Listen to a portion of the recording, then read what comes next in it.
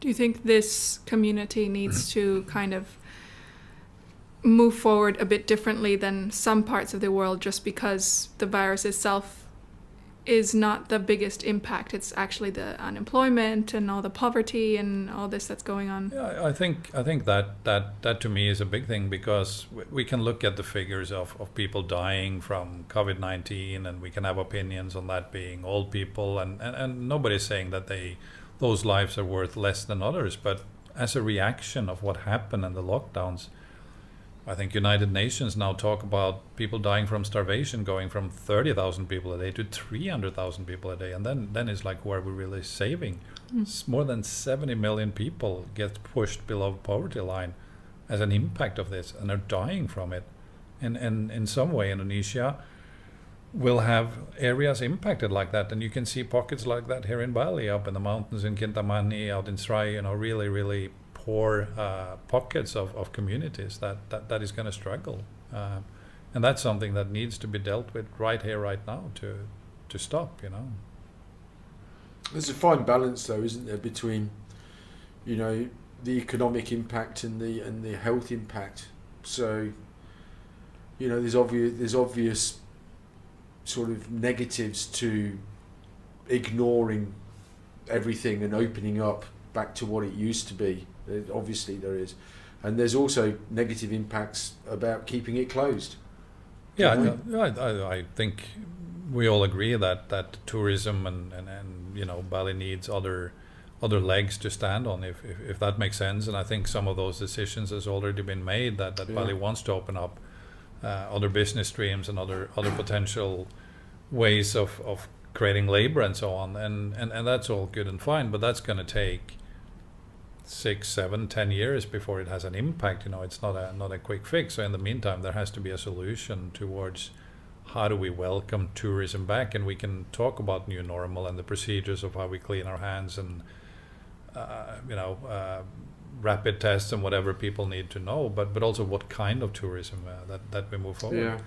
And looking away from, or differently into this, I think actually opportunities will come out of it too. I think that people that experienced lockdowns in Italy, in New York, in Norway, and other places, they're already saying, I don't want to experience this another time back in where I was. I want to be in Bali, I want to be in Lombok, I want to be in beautiful places and have a life while it goes on. The second thing that comes out of this too is that a lot of people now, or companies, have discovered that working from home is really a big thing, and then people go like, I've been told that I can continue to work from home. Why wouldn't I call Bali home and move to Bali? So I think that the market will come back. It'll be a bit different. It'll be more long-term tourism, more residential tourism, digital nomads, independent entrepreneurs, whatever you want to call it. I think there's going to be a wave of those coming, and you can already see investors and developers preparing for that. So that I think will be good. But in the meantime, there is a big problem that we need to deal with every day. But a part of that too, if you ask me, is the idea and the debate that goes on. It's stuff that we write about a lot, and it's to do with quality versus quantity. I think there's this obvious knee-jerk reaction to, okay, let's try and fill rooms up and places up with as many people as possible. Let's just charge as little as we can and just get bodies in there and just kind of get things going. As opposed to kind of really looking at the idea of focusing on quality rather than the quantity. I think it will be dangerous to open up to cheap, what they used to call cheap Charlie tourists, where everything's a bargain and you just get a lot of people coming through. It has big environmental impacts too. You get a lot of trash to deal with when you get a lot of tourists. There's more impact on resources like water and electricity than is normal. And I think it's almost like a double-edged sword. I think you've got the issue of, yes, you need something to stimulate the economy, sure, but if you go the wrong way with it, you're likely to have a much longer-term negative impact on things. as opposed to quality tourism, which is a much more experience and experiential kind of tourism where people are coming for long periods of time. They are coming because of the experience of the local culture, the different types of eco-conscious initiatives that are going on with food and handicrafts and buildings and all that sort of stuff, you know. I think that the market too will be part of that change and actually demand that. I think the losers, if any, in particular to Bali and the tourism industry, is all the big hotels, because it's difficult for them to provide, the new normal in a proper setting. They can have the distancing around the tables, they can have the distancing in between all aspects, but I think people will demand much more privacy, smaller villas, boutique concepts, and so on, coming back, being domestic or international markets. And like Andy say, I think they want an experience. They want an experience more to what Bali used to be. The attraction of the culture, nature. Being in a nice community. Yeah. So in that, do you see it also as kind of, we were talking about silver lining and potential other business streams? Is this sort of, I guess, an opportunity for Bali to kind of go forward and come at it with a different strategy? Yes, it is. I think, Bali has that opportunity, and I know that there is a lot of dialogues going on in between business players and the government. At the end of it, I think it boils down to making decisions and moving forward. And that's going to be the challenge, to actually take steps to create a brand, to create a network of what Bali is going to be all about. The regulations around it, the policies, and so on and so on. And that's not going to be easy. I must say though that I'm optimistic that the market is going to drive that demand, and I think that the younger generation sees this more than possibly the decision makers and the actors in the business community today. I was fortunate to be like a distant jury on a university that is into graduation, doing concepts around tourism and designs and so on a couple of days ago, and there was 10 groups that presented their vision and choice of likening in terms of what kind of tourism and what kind of developments they wanted to see into the future. And they were all eco-friendly, wooden structures, Indonesian culture, all the right things that what we think and hope will happen for Bali, not just Bali but all of Indonesia. I actually think will gain momentum. I think the future's bright here. Across the country, I think it's bright. So long term, I think Indonesia will come out of this better than Bali. Most other countries, the Indonesian economy too. I just read an article today that the whole world is expecting a quick recovery for the Indonesian economy, because it kind of leans back to its agriculture and old way of life. It has a very strong domestic economy, so it's not depending totally, even though in Bali it does depend a lot of foreigners and foreign investments. But in general, Indonesia is probably one of the few countries, together with maybe India and China, that is not going to see a recession. It's going to be a lot less growth, but it's still going to be some growth, while the rest of the world is into some very, very deep challenges in their economical structures. Yeah.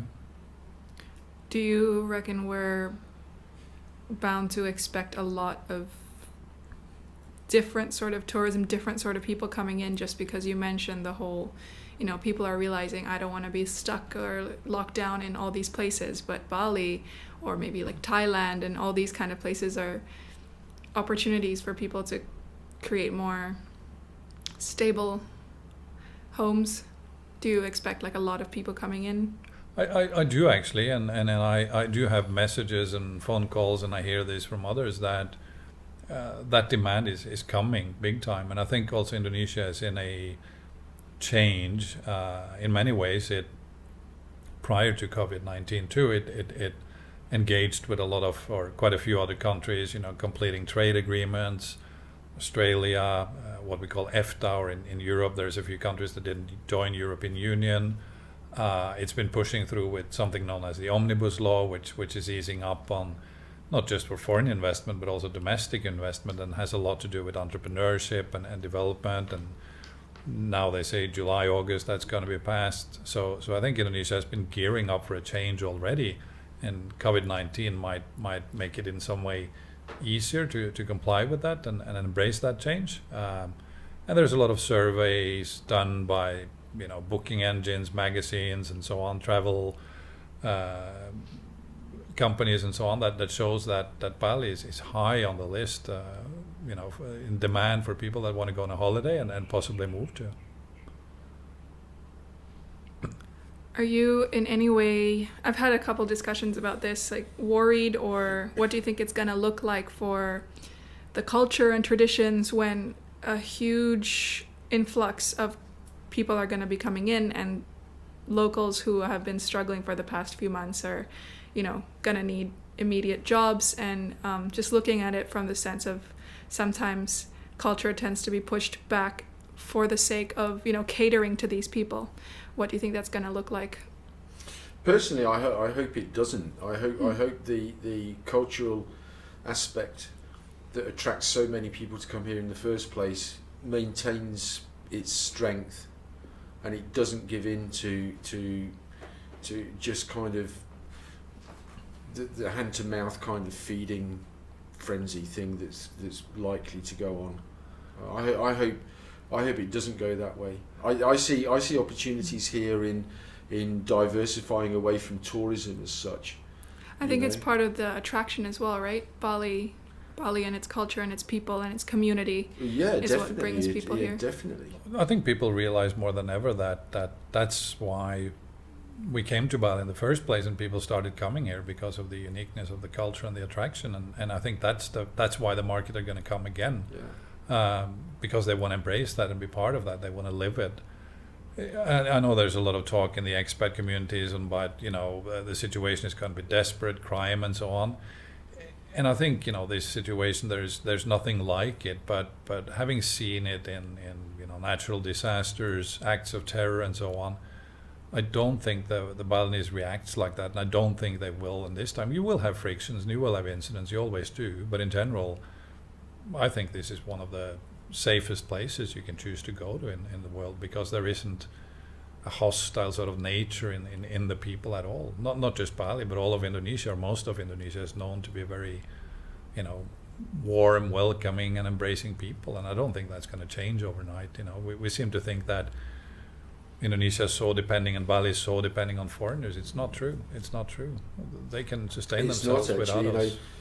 Historically, there have been more domestic tourists arrive in Bali than foreign tourists every year. Oh. Almost double. Wow. That was an interesting aspect to see from these students I talked about too. They were all, I asked them questions on marketing and where is your clients going to come from, and they all understand that the main markets is the Indonesian market, and where they're going to find those Jakarta, West Java, big populations and upcoming middle class. They're going to demand different products, and they're going to demand experiences. And where do they start? They start in their own country.